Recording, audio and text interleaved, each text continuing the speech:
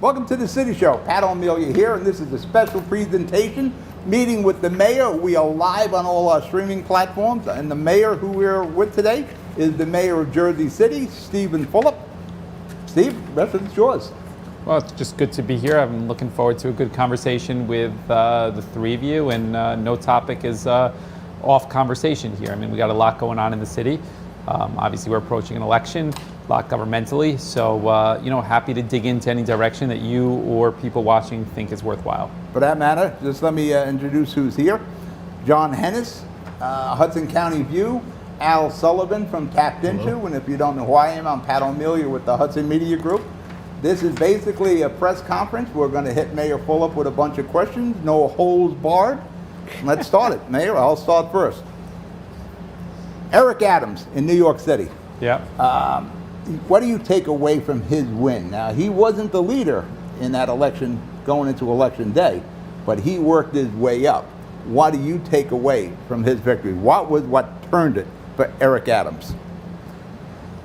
Well, I'm seeing him in a couple weeks, and I've had positive interaction with him up till now. He was leading in the polls going into Election Day, actually. There were questions around ranked choice voting and how that would play out, but ultimately he had a broad coalition, and I think that's what you could take away from that. I mean, he had a lot of different segments, and he created a coalition that spanned all boroughs of New York, and I think that's really the lesson there ultimately, that broad coalitions actually prevail and not targeted small little messages. Well, I've seen a similarity. The reason I bring the question up, a similarity between the two of you. He went pro-law enforcement.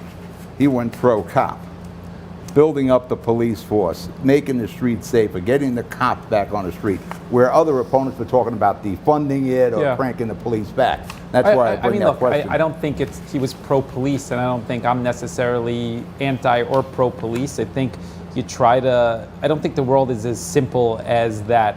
I think that you have police officers that do the right thing, and you have some police officers that do the wrong thing. I mean, we've disciplined more police officers than anybody in New Jersey. We fired more police officers than anybody in New Jersey. And at the same time, when people unfairly criticize the police department, we stand by those officers. So I think he's similar in the sense that he didn't get into an ideology of just defunding the cops. But look, police officers are an important part of public safety. It's not the only part of public safety, but it's an important part of public safety. So we're going to continue that because I know that it's made a difference over the last 8 years.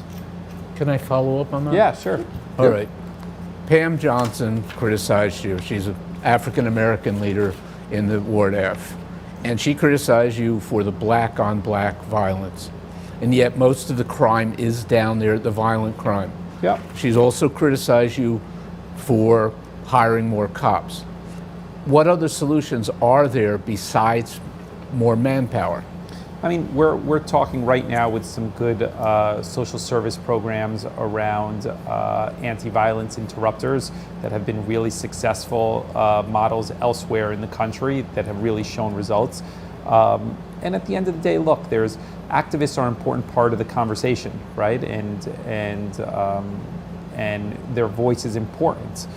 Sometimes it's a different voice than the legislator or an executive, but the activists are an important part of the conversation. So people are fair to criticize, and we take it for what it is. I view my comments as trying to be as direct and honest as possible, not sugarcoating something. So we're investing in social services. We have on deck some really exciting, I think, violence interrupting programs and anti-violence initiatives. We're going to invest some real resources into that, and some real community partners that we've been talking to, spending some money on, and then ultimately, still police is part of the conversation. So we're going to be doing all that, and that's where we are.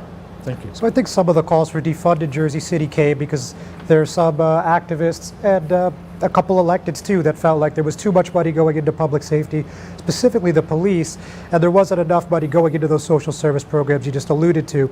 So, I mean, what do you think about the current makeup? I mean, every year the police department's getting approximately 129, 130 million in salaries. How does that compare to the social service programs? Well, I mean, I think some of the characteristics that people point to in the budget circumstances was a little bit unfair, in the sense that public safety is 10 times as big as some of the other departments to start. Secondly, when you look at something like Health and Human Services, it's unfair to look at just what the dollars spend from the traditional tax budgets, because we spend millions upon millions from grant funding and partners that aren't recognized directly in the budget the same way the police initiatives are, where we don't get the same sort of grant funding that we do for Health and Human Services. So, you know, if you look at what we invest in social services, between our CDBG funding, between our HHS, between our CSBG, between some of our partnership initiatives, you know, it's a significant number. It's exponentially more than what people have said. So, look, we're going to continue to invest in social services and Health and Human Services. Prior to our administration, Health and Human Services was not a department that was really highlighted by the city by any stretch of the imagination. We've totally revamped that with Director Flanagan. She's done a terrific job. We're going to continue to invest in that. We have some meetings tomorrow regarding some additional partners on homelessness, on mental health. So, you know, I feel like we're building in a positive direction. And again, you know, activists are an important part of the conversation. Critics are an important part of the conversation. We appreciate that. But at the same time, while we digest that and take some of that information, it's not going to change entirely what we're doing, because we think by and large we're on the right path. Not perfect, but by and large. If I could switch gears, guys. Yeah. So certainly there's been a lot of talk about the Pompidou over the center over the past 2 months, and you know, good on Jersey City. They got that $24 million commitment from the state. No small feat.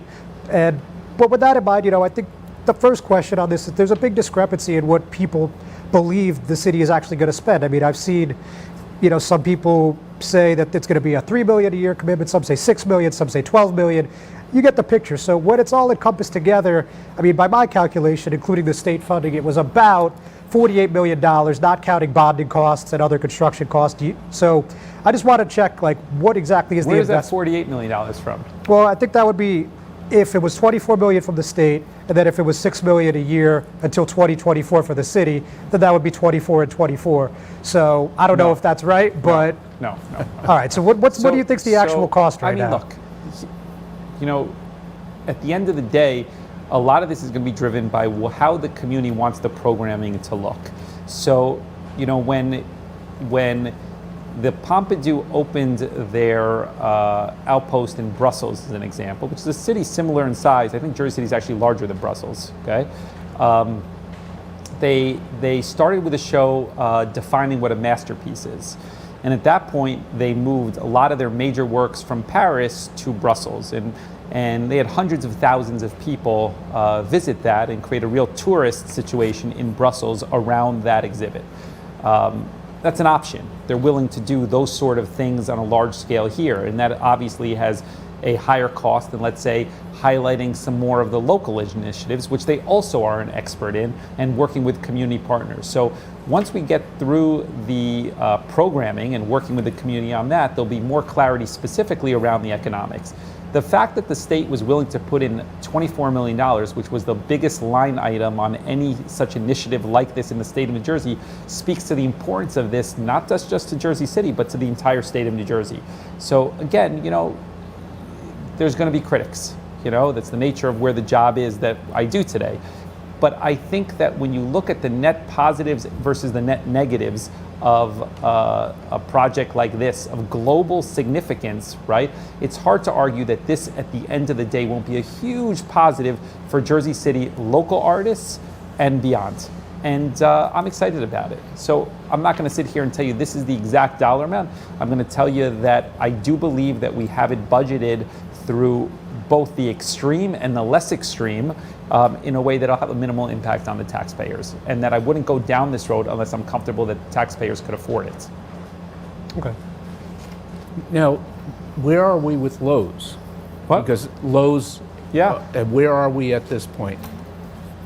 got a conference call at 4:30 today. They were at Historic Preservation earlier this week. It's moving. It's a $72 million renovation. We're working with the state on some of the grant dollars around that. I feel like Friends of the Lowe's is in a good place with regards to the conversations that we're having with the Devils organization.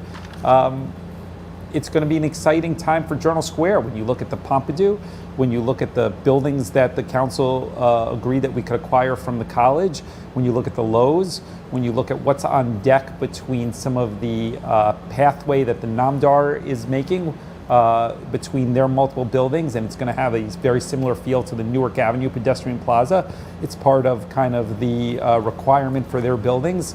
And then, of course, you have the Kushner projects there and the Harwood project, which looks like that might get moving as well in the very near term. So it's an exciting time to be in Journal Square, and the Pompidou is an important part of that, as is the Lowe's.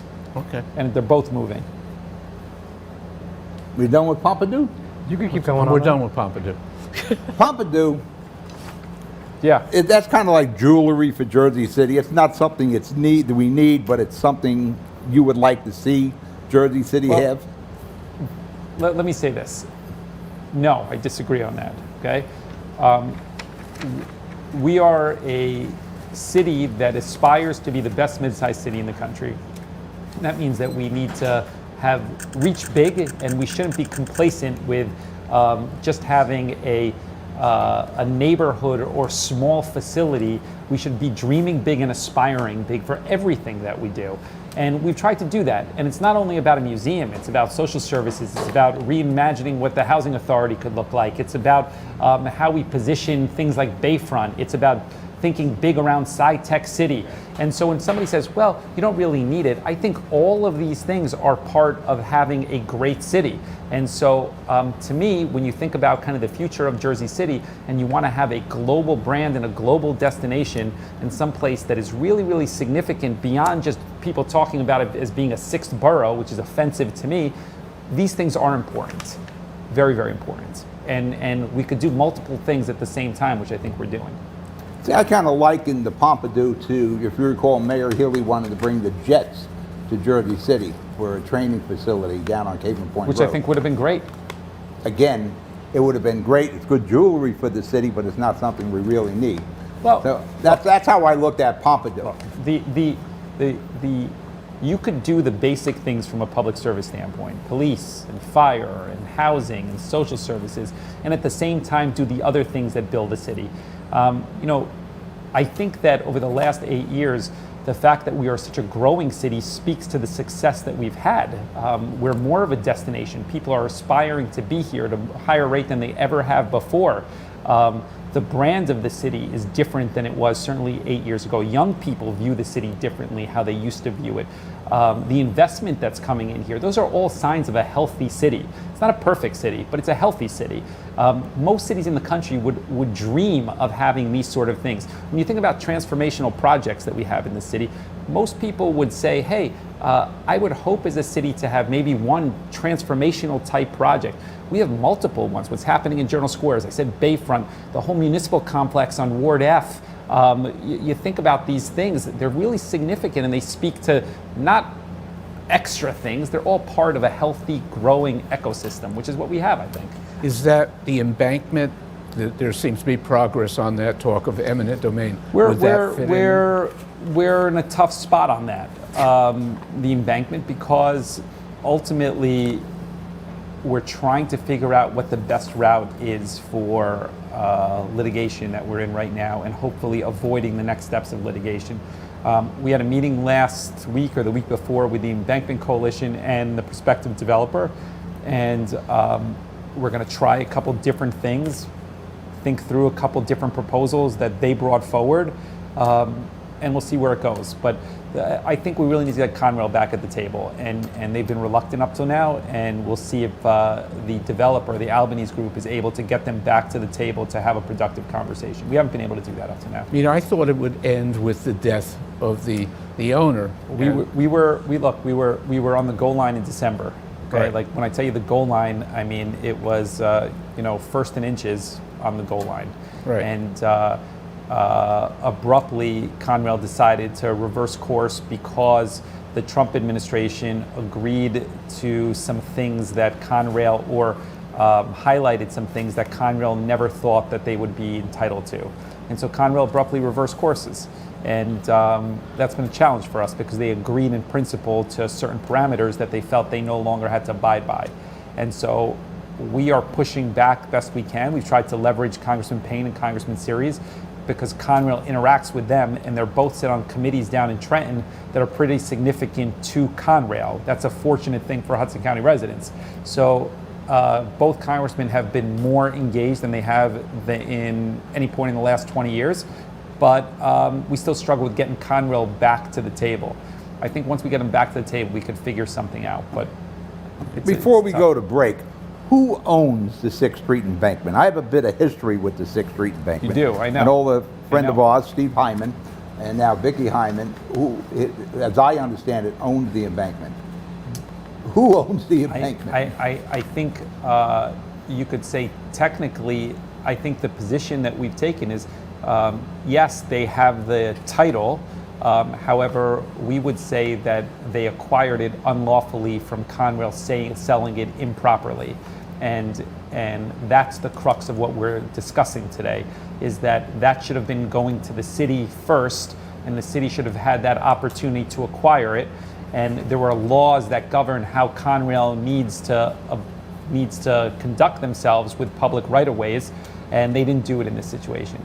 So if somebody sells something improperly, should we just acknowledge it as that's okay, or should we fight, as we're doing, for it to be part of Jersey City's open space? That's the crux of it. So do they own it today? You could argue yes, but I would argue that they acquired it in a way that they shouldn't have been able to. As I recall, Conrail didn't properly abandon the property. Right, so there are laws about what abandonment means. They said that it was a spur, so they didn't need to abandon it. We said it was a line of rail, and the courts have said it's a line of rail. So that leads to the next step, which is, okay, what does that mean with regards to what was done before and how to move forward from here? And that's where we are right now. Been going on for about 20 years, since the days of Glenn Cunningham. You're watching Meeting with the Mayor. We're going to take a break. We'll be right back. Burns Brothers Memorials, Monuments, and Markers, 787 Tunley Avenue, Jersey City. Hudson County's only monument maker, serving all faiths and cemeteries. Design, studio, and large inventory on site. Cemetery inscriptions and custom orders welcome. Burns Brothers Memorials, Monuments, and Markers, 787 Tunley Avenue, just south of Secaucus Road. Craftsmanship that will last for all eternity. Burns Brothers, Jersey City, Albert H. Hopper, North Arlington. Visit us on the net. Consumer Carpets, 3408 Kennedy Boulevard in the Jersey City Heights, your one-stop store for residential and commercial floor treatments, carpeting, linoleum, tiles, laminates, hardwood floors, area rugs, remnants, all major brands, all in stock. Free estimates, same-day installation. Consumer Carpets, it's savings, selection, installation. Credit cards and debit cards accepted. Financing available. Consumer Carpets, price to fit your budget, installation to fit your schedule. On the net at consumercarpets.com. Consumer Carpets, Jersey City, 201-792-2712. A brand new truck isn't just a brand new truck when it's tough enough to have best-in-class available payload and smart enough to know that a cab can also be an office. A truck equipped with best-in-class available towing that asks, why can't all that power more than just this truck? No.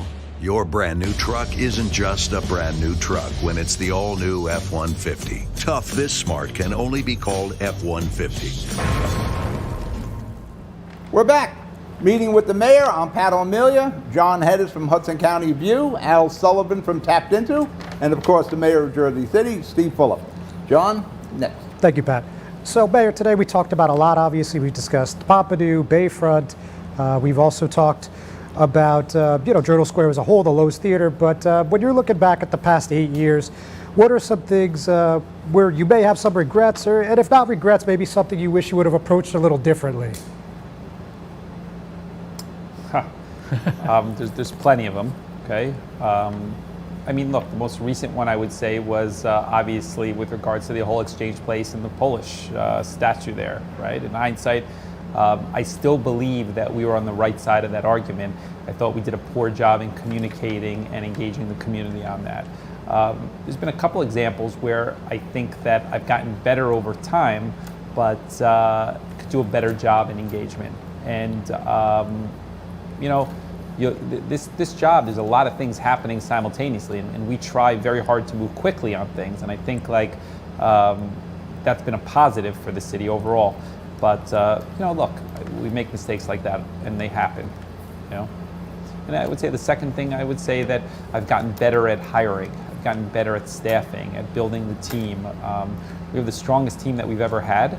And those things don't happen overnight, like as you get into a position like this with 3,000 employees, there's a lot happening simultaneously. You have a lot of different types of employees with a lot of different types of qualifications. So it's really, really hard to figure that out initially, and I've gotten better at it, but I made some mistakes along the way. All right, thanks. Can you name all 3,000 of the employees? No. Go ahead. The MUA Yes. with the trash fee. Yeah. That's going to become a big topic in the campaign. It's a big topic now on social media. Can you explain to us how that came about and why it's here? Look, we're in the political season, right? So there are a lot of things that are going to be a major topic that probably shouldn't be a major topic.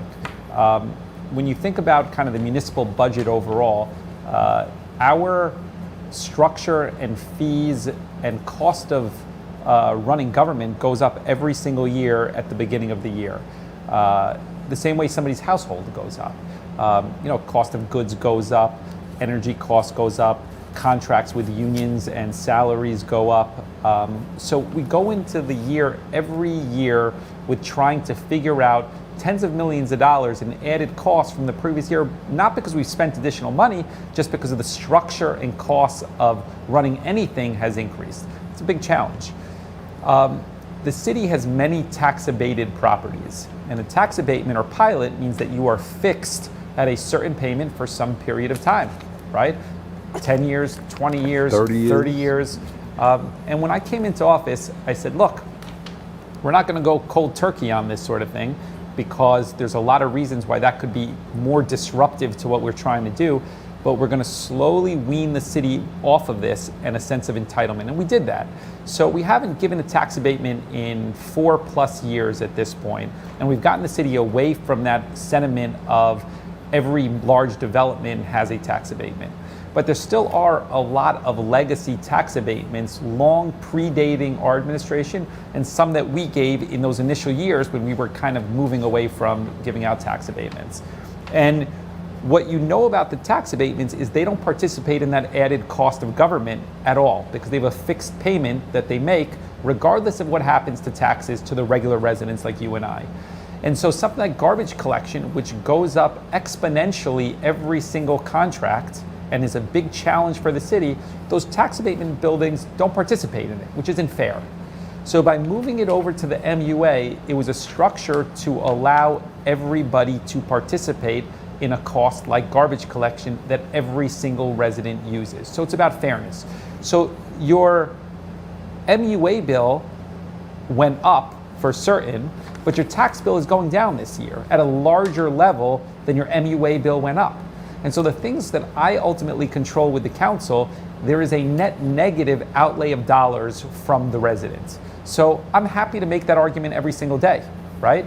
Happy to do it, because I know that ultimately when a resident understands it, yes, their MUA bill might have gone up, but their tax bill, which is coming out, goes down by $1,000 on average. And they understand that everybody now is participating in the garbage collection. That is about fairness and the right thing to do. I'm not sure all the people of Jersey City understand that or know of it, but you and I had some conversations on that. Yeah, I don't think all of them know about it and all of them understand it. But the conversations that we've had with people, when we do explain it, they do understand what we're doing. And they understand why it is a political rhetoric type of thing that people are using during this time. Because when you explain it, the rational person is like, oh, okay, that kind of makes sense. I totally get it. We have been extremely responsible stewards of taxpayer money over the last 8 years. We've had flat taxes for 6 of the last 8 years. And I would argue that no municipality in the state of New Jersey could point to that track record. And we've also had tax credit rating upgrades almost every single year during that time period, meaning that independent agencies that also are not perfect, mind you, recognize the fact that we're headed in the right direction financially and we're making responsible decisions on that. So look, people could say what they want, which they will do, But I think that when we explain why and how we did something, it makes sense to the normal person. Well, I'm not sure the city is explaining it to all the taxpayers now. Some people who are in the loop Yep. or really civically minded, they know what's happening. They know there's going to be a decrease in the tax bill, which I don't believe has come out reflecting Correct. that Yeah, decrease yeah. yet. But look, it's a challenge in our environment to get the word out at the level that I think that it should be out, just because of where we're situated in the media market, in the shadow of New York City, expensive media market, what mass media tends to cover, how people digest their news with regards to social media and not social media.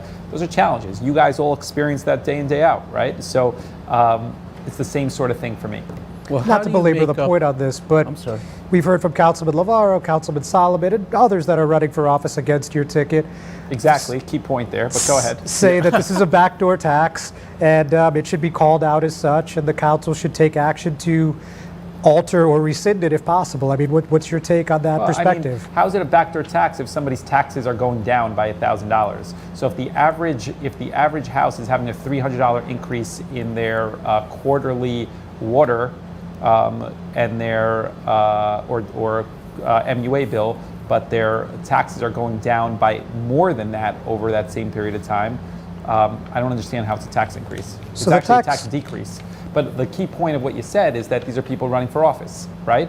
So there's different types of people that we work with. There are the people that one would criticize that are more in line to agree with us.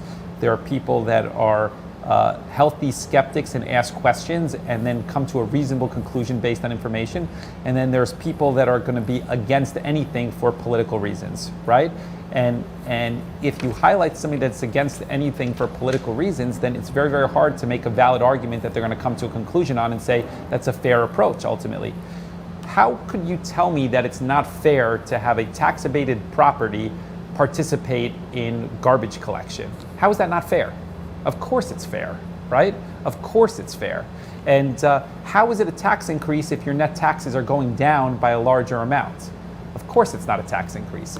But look, this is what a campaign's about. This is why we're ready to have those conversations, and I feel comfortable about it. So for the average Jersey City taxpayer, correct me if I'm wrong, but if I remember, the tax decrease is about $1,000, and then with this MUA water bill change, it's about $300. So it's a net of about $700 for the average taxpayer. Correct, and they'll get that in their tax bill. I mean, look, I don't control all aspects of the tax bill. I don't control your county taxes. I don't control your Board of Education and school taxes, which we could talk about.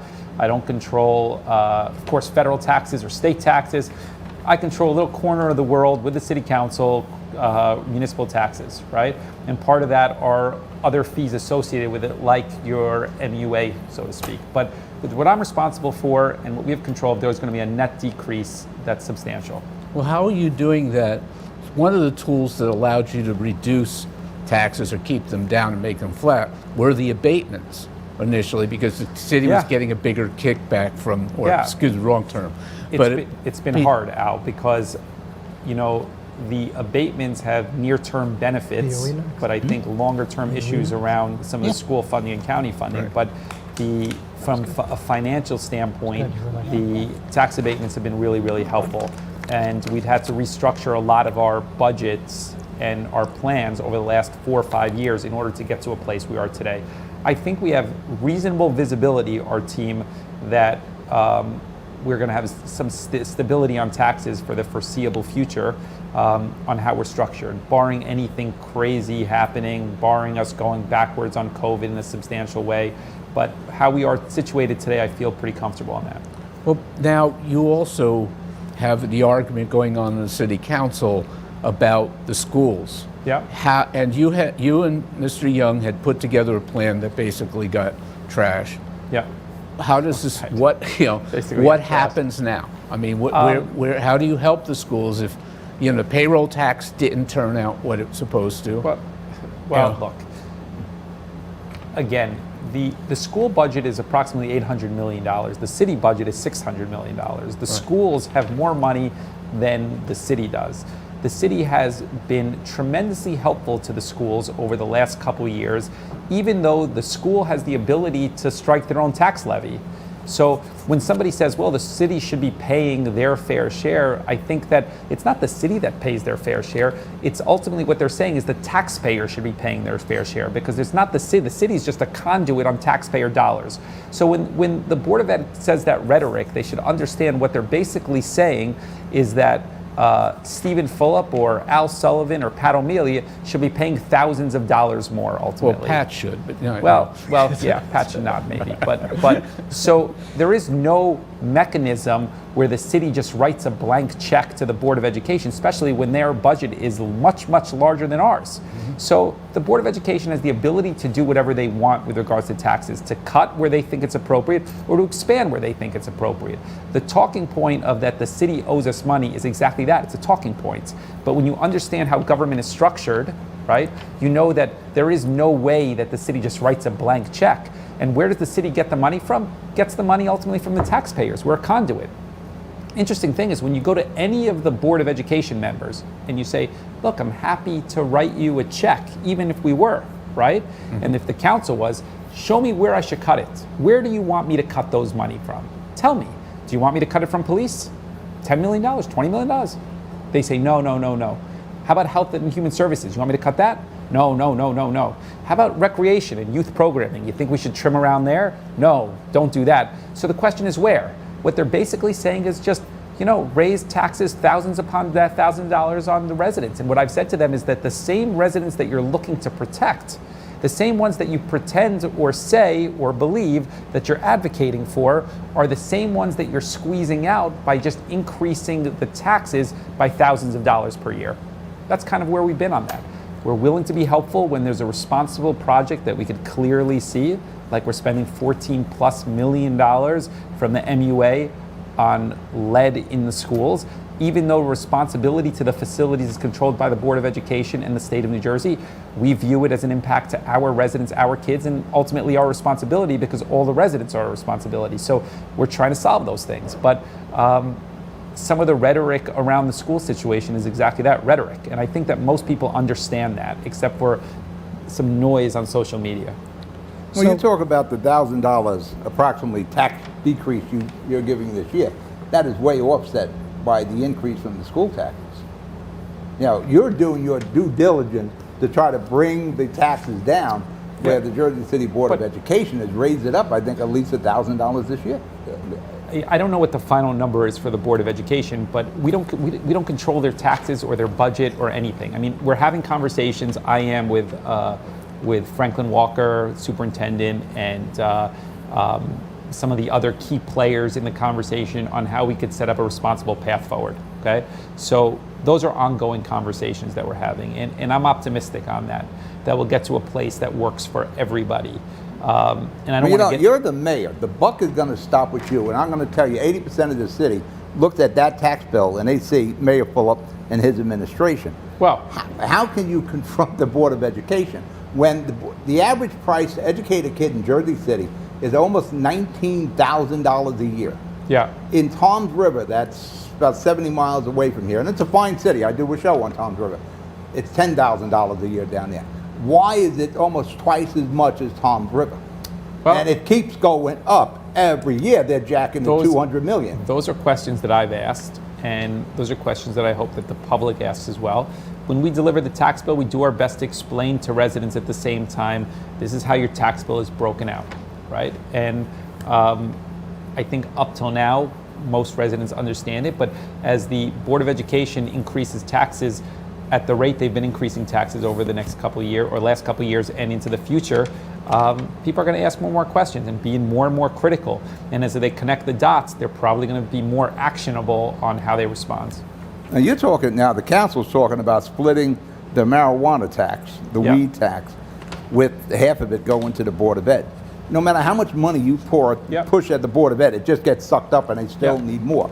Look, somewhere down the line, Mayor, and I know you don't control the Board of Education, it's an elected board, you've got to sit down and say, listen, I got to stand up for the people of Jersey City. My view has been that allocating $3 million out of an $800 million budget is not going to change the direction of the schools. That's lip service ultimately and feel-good rhetoric with regards to allocating cannabis money over to the schools. However, $3 million or $5 million and $6 million in social equity programming for those impacted by the war on drugs is going to have a meaningful impact for those impacted over time. And so I would, if you ask me where I would lean in this, I would lean that more money should go towards social equity programs along the lines of what the council president said and Councilwoman Ridley. But the council decided what the council decided, and I'm going to go along with that. Ultimately, we're going to try our best to be cooperative. But if you ask my personal opinion, I would prefer to see more of it going towards social equity programs. So, Mayor, pre-pandemic, as you're well aware, the council approved a measure that would have put a referendum on the ballot where they would let the voters decide, should we go to an appointed board or should we stick with the elected board? Yeah. You guys ended up pulling it because, of course, the pandemic. Is this something you think you might revisit next year or, upcoming years? We haven't had any conversations about it since we reversed course on that. Look, right now, the superintendent and I are having really productive conversations around how we could work together. And the hope is that once we get to a place of kind of figuring out where there's opportunities for the city to be helpful and the Board of Education to make some changes that might be helpful as well, that we get to a place that we continue to work together. It's not on my radar screen right now doing anything on the appointed board. So the short answer is no. And on a broader point, as Pat was talking about, so, I think it was almost $850 million budget for the Board of Ed this year. In the next 2 to 3 years, that number is probably going to be about $1 billion, which is, of course, astronomical. And they have their problems with the state. The funding's going to get cut about $100 million next year. So whether you want to blame the Board of Ed, the state, or the city, or a combination of the three, of course, there's no silver bullet, there's no magic wand. But what do you think would be the first big step forward that anybody could take, whether it's you, the state, or anyone else, towards righting the ship? Well, look, I think there are a lot of options, and we've spoken to the head of the JCEA, who's been great and really receptive to conversations, and the superintendent, and some of the board members about direction and some options, right? And we do want to work together on this. There are some things that we've proposed along the way that are head scratchers on why the board wouldn't have moved forward on them. Give you an example. We said you could minimize the pain for residents with a tax increase by selling the Claremont building or the building on Bright Street. This is something that Councilman Yun and I discussed with them. We said to the Board of Education, we can't write you a blank check, but we could acquire this building from you that you're currently using and then lease it back to you for $1 a year for whatever you want, 20 years, okay? And what we can say then is that we're not writing a blank check, we're acquiring an asset long-term for the residents of Jersey City, that long after I'm the mayor, somebody will make a decision on what to do with. In the near term, we're gonna get the Board of Education some dollars, and they could stay in the building ultimately because they're paying virtually nothing. So from our standpoint, when we proposed this was a win-win-win-win, right? Everybody's benefiting. Taxpayers, the Board of Education, the residents, the City Hall, everybody. They said no. We said, why? No real explanation. They said no. We gave a litany of options similar to that, right? They have the old PS3 on Bright Street. It's very, very valuable real estate that isn't filled to capacity. We said, you should do one of two things. You should either fill it with students as there's demand downtown, or sell the property, right? And be responsible with your assets on that front. It hasn't happened, right?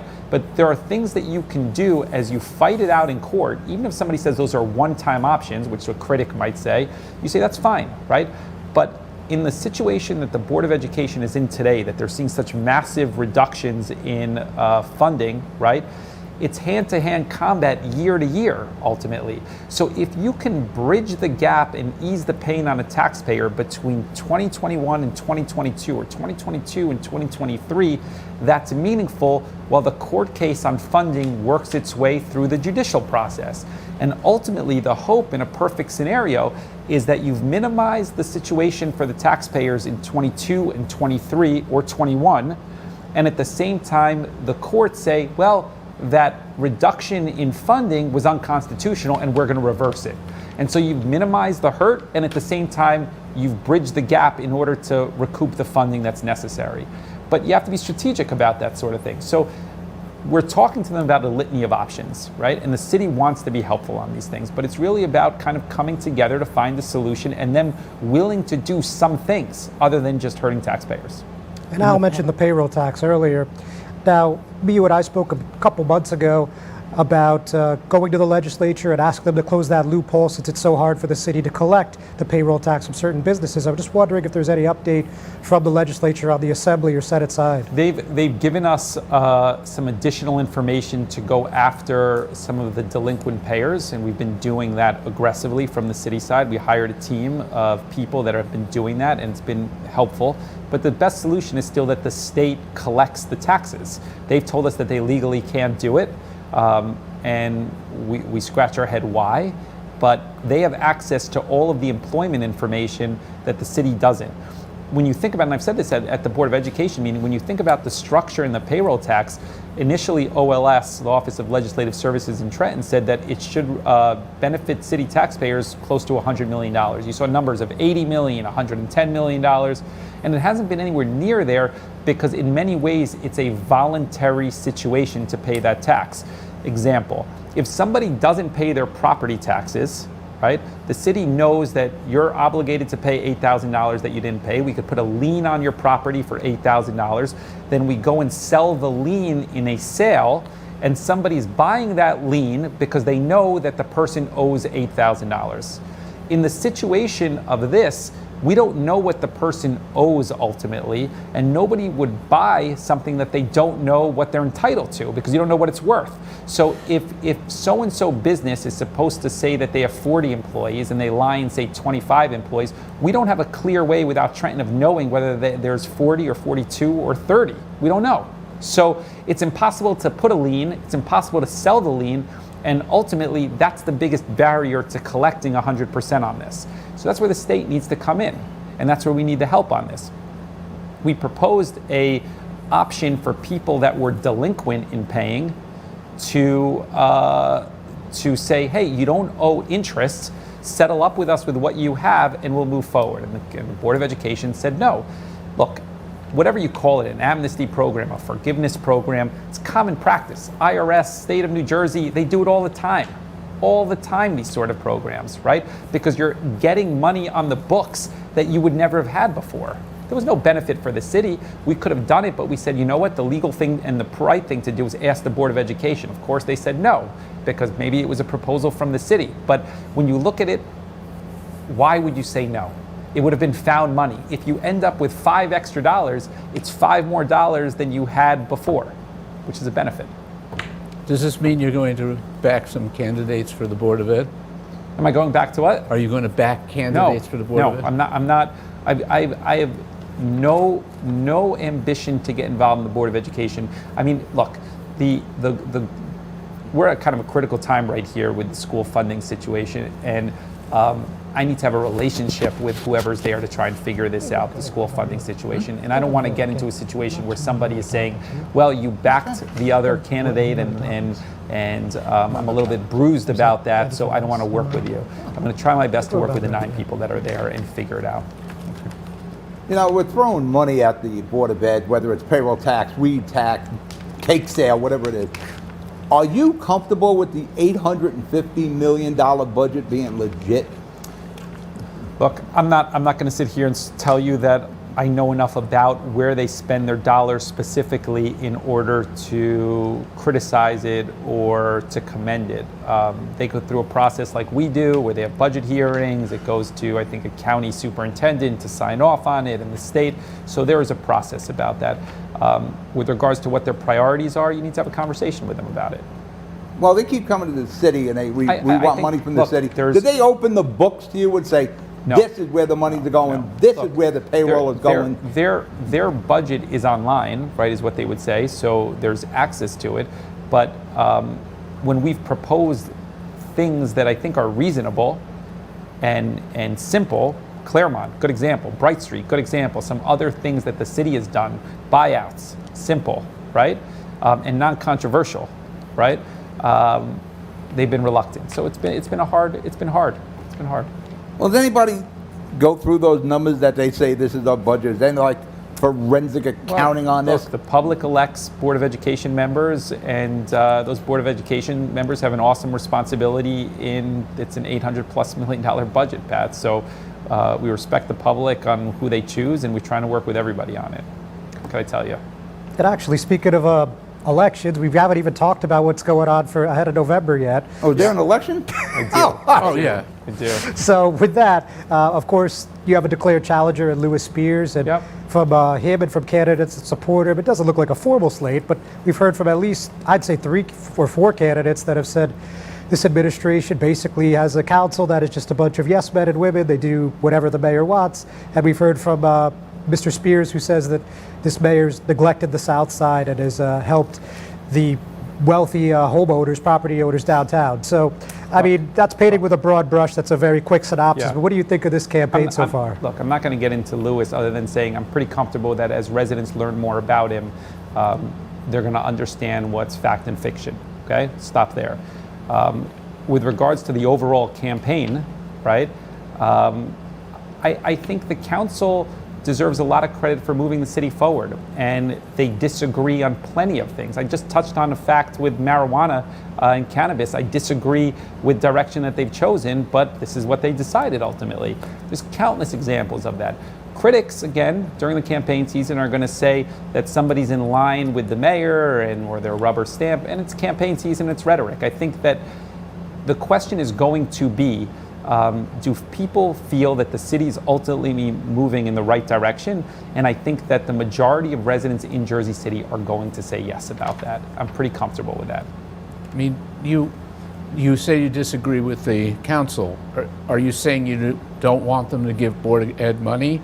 I don't think, I've said it before, I don't think that we should ever be giving a blank check to anybody, right? Okay. I don't think it's responsible.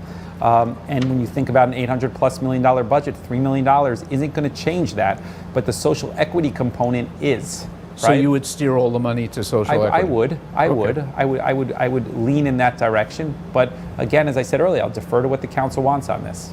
You and Solomon agree on one point. No, he wanted to give it to the schools, right? I think he wanted to give it to Yeah, the schools. absolutely. He wanted to give it to the schools. Okay. Yeah. How do you compare this campaign to your other two, and actually even your ticket, your running mate, to from 2013, 2017, and today? Because it's like comparing Eli Manning's Super Bowl team, the 2007 and the 2011. You go back and you look at them. I think I've grown and I'm better at the job than I was in 2013 or 2014.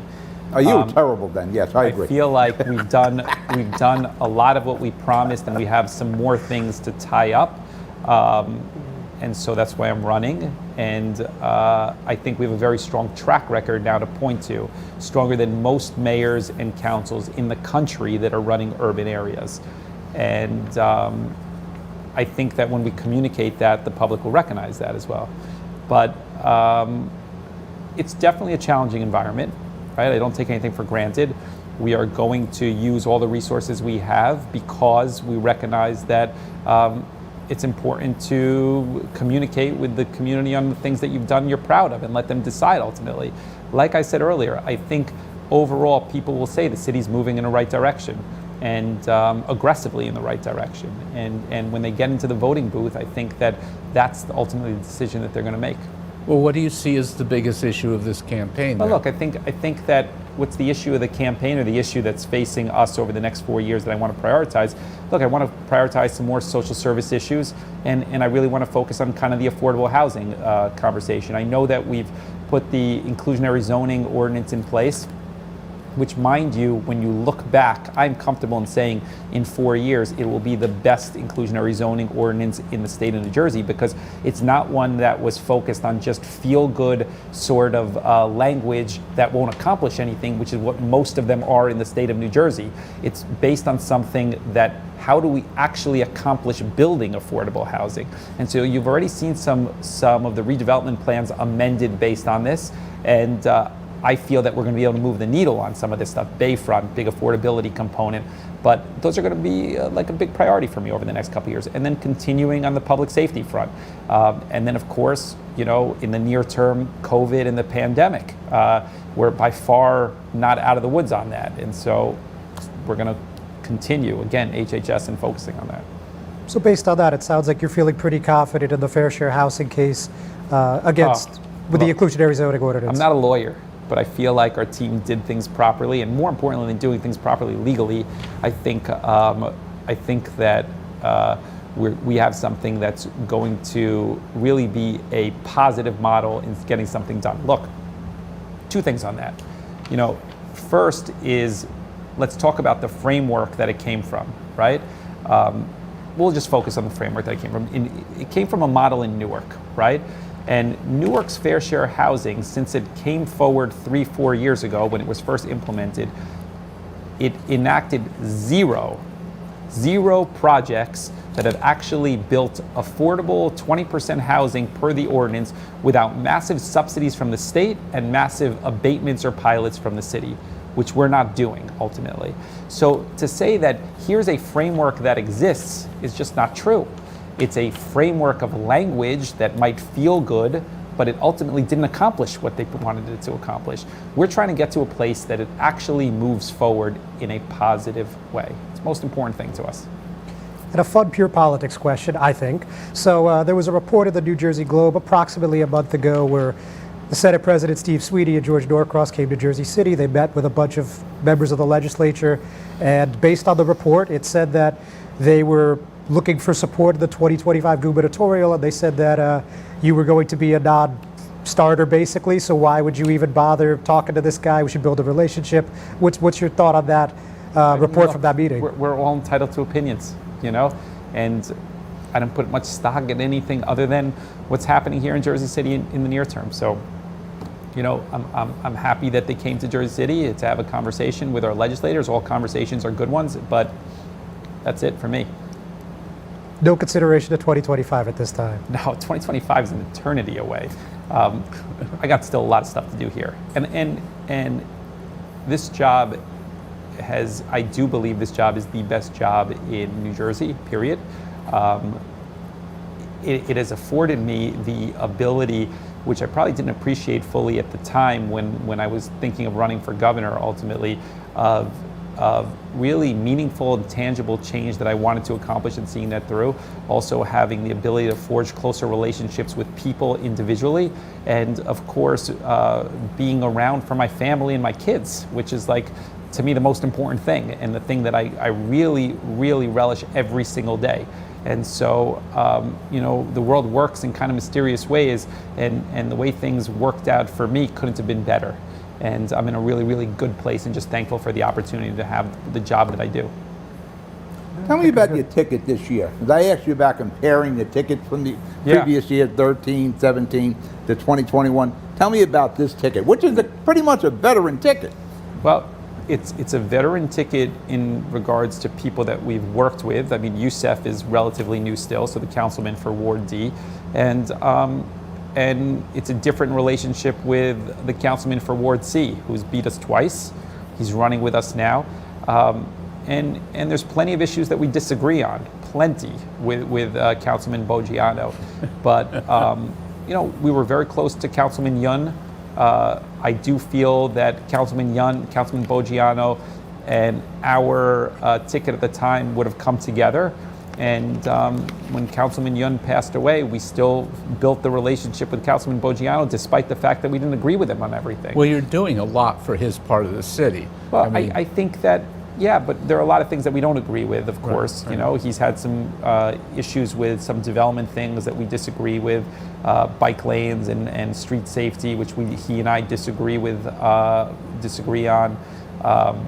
We're having an issue right now regarding one of the homeless drop-in centers that he and I are not necessarily on the same page, which is okay. Yes. It's a healthy dialogue, right? And when we appreciate that. I think the one thing about Councilman Boggiano that you can't argue is that he's always coming from a place where his heart is for the people and for the city, and it couldn't be more sincere how much he loves Jersey City, right? It's a basement filled with memorabilia of Jersey City that's historical. Like, I mean, the guy really loves Jersey City, and although we disagree, I appreciate that fact about him. So we know Ward E is going to be a fun race, if Yeah. I could coin the term. But is there any other race that you have your eye on that you think might be interesting? Look, I think Ward E will be the most competitive race in the city.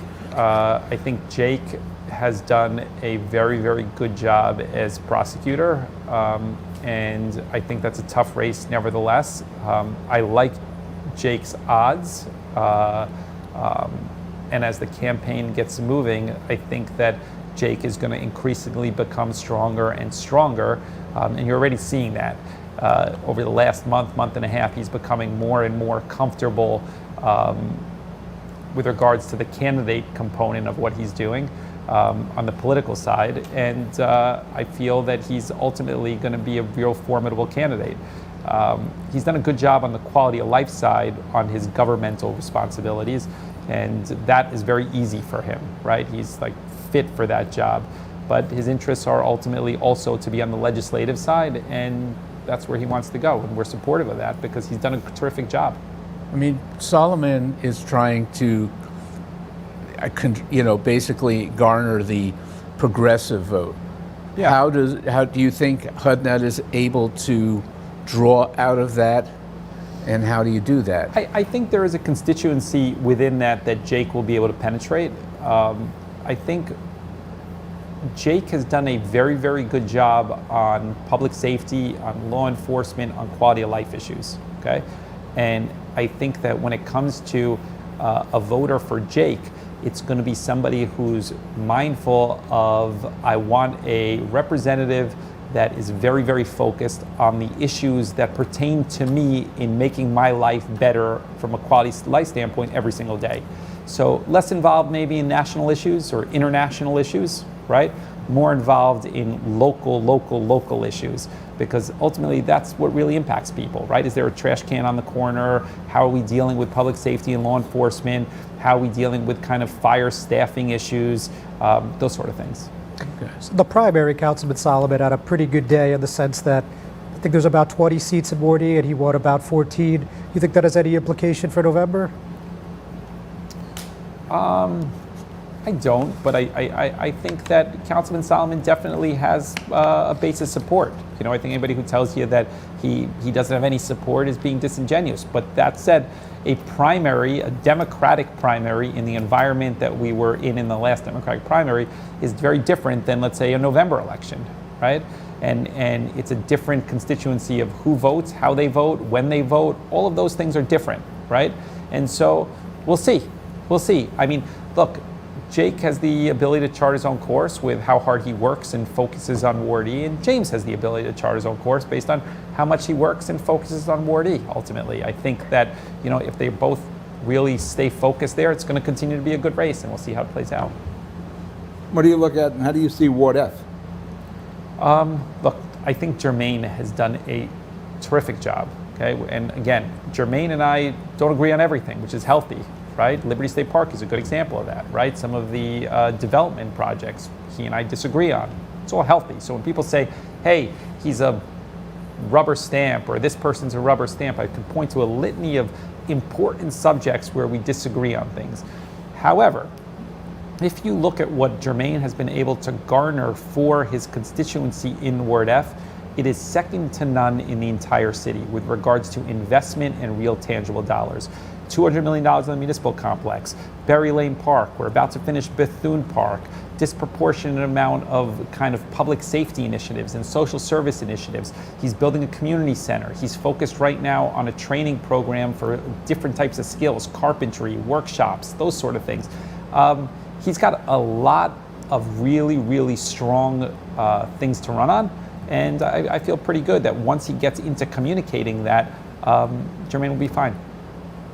I believe this is the last one from me, but there was a statement from the U.S. Department of Housing and Urban Development the spokeswoman said something to the effect that Jersey City would be losing $11.6 million, or have to give back, I should say, $11.6 million, because they did not allocate it to affordable housing within the timeline that they gave the city. So what exactly happened there from your perspective? Well, I mean, I think that we're appealing some of those decisions. I mean, the Jersey Journal wrote an article highlighting Terry DeHare's project, I believe, was the one that they highlighted for $1.6 million. That project started in 2010, as the Jersey Journal highlighted, predating me as the mayor.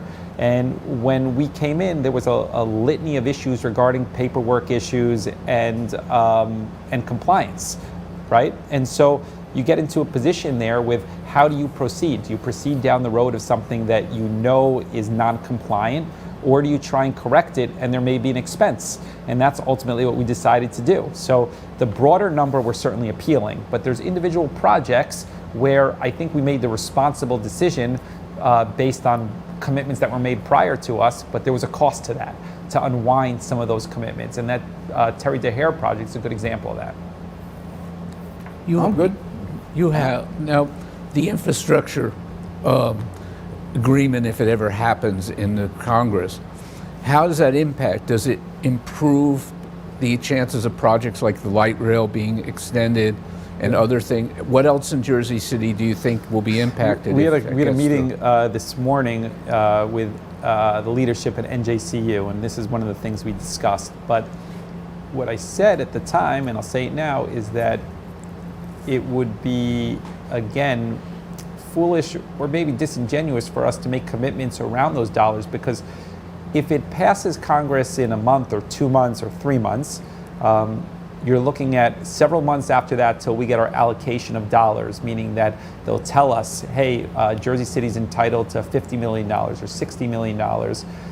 Once we get that number, there's another duration of time, could be weeks, could be months, where they say, here's what you're allowed to use these dollars for ultimately, right? So they're certainly not going to say, here's a blank check for what you can want to do in Jersey City. So what I expect will happen is a year from now, we're going to be working with the community on how to spend those dollars, right? I would think that the best thing that we can do with it, if it was kind of an open-ended situation, is focusing on how to subsidize affordable housing, but we'll see based on the parameters. Great. All right? All right, I'll let you wrap it up. Just saying thank you to you guys and thank you to everybody. This was a really good conversation, really good opportunity to communicate with people about some of the things that are going on.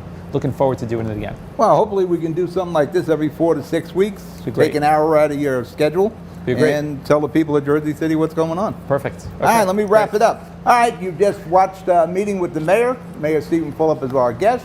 I want to thank Al Sullivan from Tapped Into, John Heinis from Hudson County View, and also want to thank myself for dreaming this idea up. You be good, you be safe. I'll talk to you during the week. Good night. Yep. How you doing, Mayor? Thank you myself.